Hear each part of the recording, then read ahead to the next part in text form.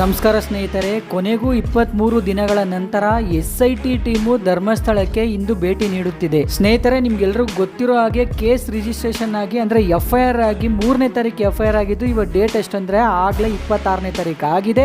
ಹಾಗಾಗಿ ನಾವು ಹೇಳಿದ್ವಿ ಸ್ನೇಹಿತರೆ, ಖಂಡಿತವಾಗ್ಲೂ ಪೊಲೀಸರಂತೂ ಈ ಪ್ರಕರಣದಲ್ಲಿ ಏನೂ ಮಾಡಿಲ್ಲ. ಯಾಕಂದ್ರೆ ಅವ್ರು ಏನಾದ್ರು ಮಾಡಿದ್ರೆ SIT ಟೀಮು ಇವತ್ತು ಯಾಕೆ ಬರ್ತಾ ಇತ್ತು ಅಲ್ವಾ? ಅದಕ್ಕೋಸ್ಕರ SIT ಟೀಮ್ ನ ಸರ್ಕಾರ ರಚನೆ ಮಾಡಿದೆ ಅಲ್ವಾ?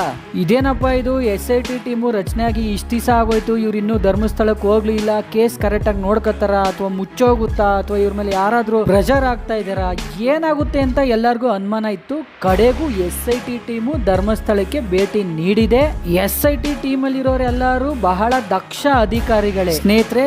SIT ತನಿಖೆ ಹೇಗ್ ನಡೀತಾ ಇದೆ ಅಂತ ಅವರು ಯಾರಿಗೂ ಖಂಡಿತವಾಗ್ಲೂ ಹೇಳಲ್ಲ. ಯಾಕಂದ್ರೆ ಹೇಳಿದ್ರೆ ಎಲ್ಲಾ ಕಡೆನೂ ಸ್ಪ್ರೆಡ್ ಆಗುತ್ತೆ.